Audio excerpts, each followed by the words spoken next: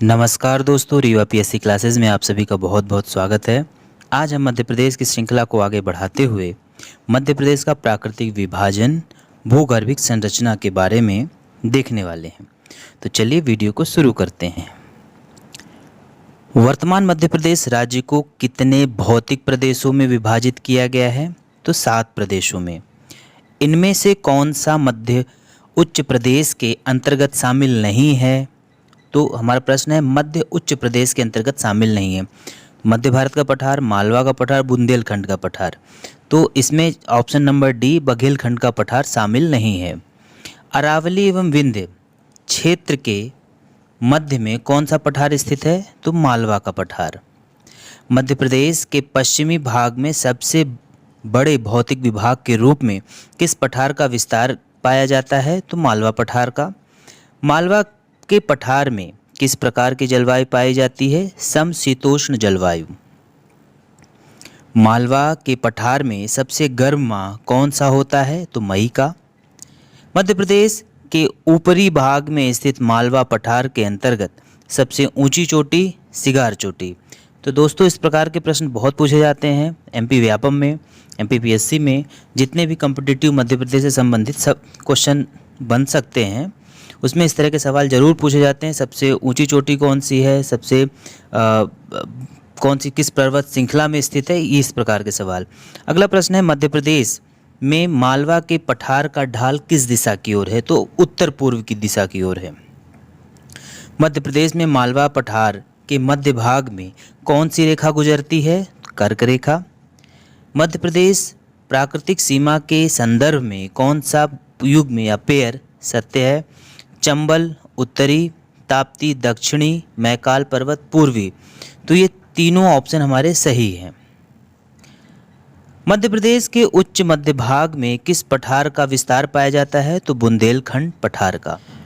बुंदेलखंड पठार की सबसे ऊंची चोटी कौन सी है? सिद्ध बाबा की चोटी। मध्य प्रदेश में स्थित मालवा पठार के पूर्वोत्तर में किस पठार का विस्तार पाया जाता है? मध्य भारत का पठार। मध्य भारत या मध्य प्रदेश में सरसों की हांडी किस क्षेत्र को कहा जाता है? मध्य भारत के पठार को। एमपी में या एमपी के किस भौतिक प्रदेश को विंध्यन कगार कहा जाता है? रीवा पन्ना पठार को।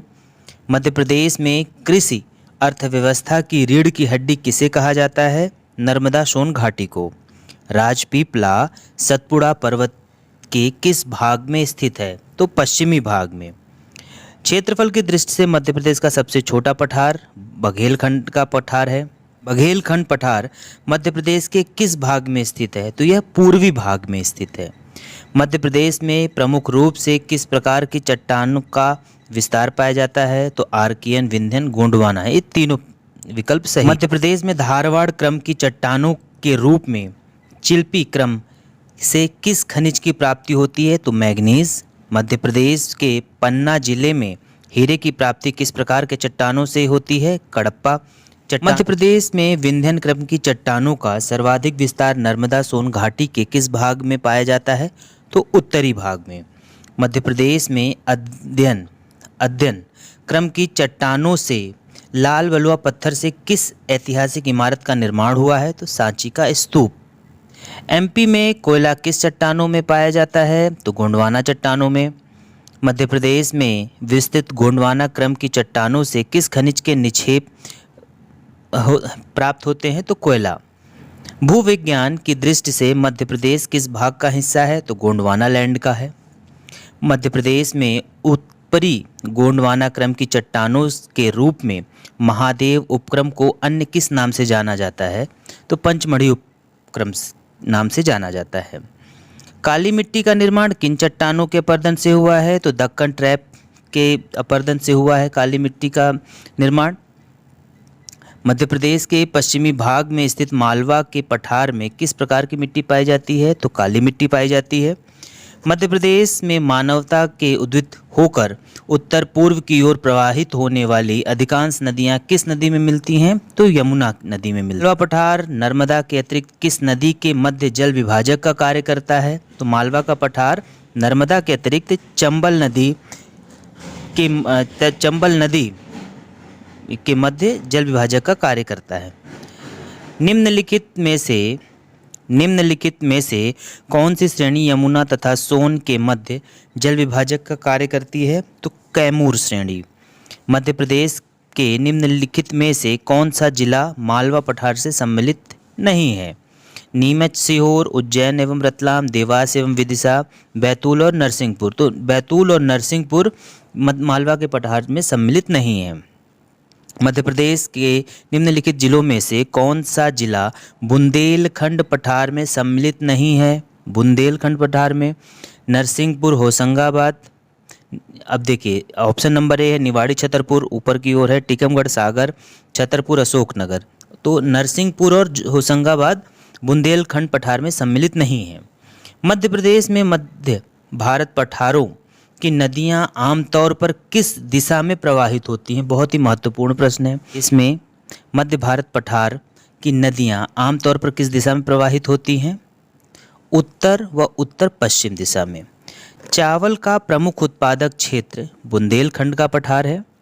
सतपुड़ा क्षेत्र में स्थित श्रेणियों में से पश्चिम से पूर्व की ओर उनकी स्थिति को दर्शाने वाला निम्नलिखित में से कौन सा क्रम सही है? बड़वानी की पहाड़ियाँ, महादेव श्रेणी और मैकल श्रेणी। तो यह हमारा क्रम है जो कि बहुत ही महत्वपूर्ण प्रश्नों में से हम कह सकते हैं। पश्चिम से पूर्व की ओर पहले बड़वानी होगा, फिर महादेव, फिर मैकल श्रेणी।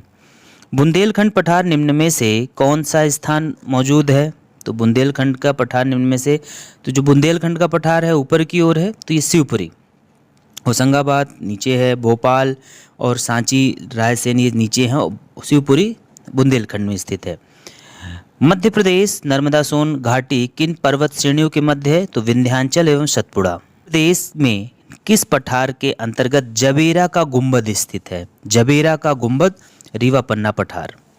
मध्य प्रदेश के विंध्याचल पर्वत श्रृंखला के अंतर्गत सबसे ऊंची चोटी कौन सी है? तो गुडविल चोटी। उमरिया जिले में बांधवगढ़ पहाड़ियों की पर्वतमाला स्थित है, विंध्य। तो बांधवगढ़ पहाड़ियों के पर्वतमाला में स्थित है, तो ये विंध्य पर्वतमाला है वहाँ पे। मध्य प्रदेश की सबसे ऊंची चोटी कौन सी है?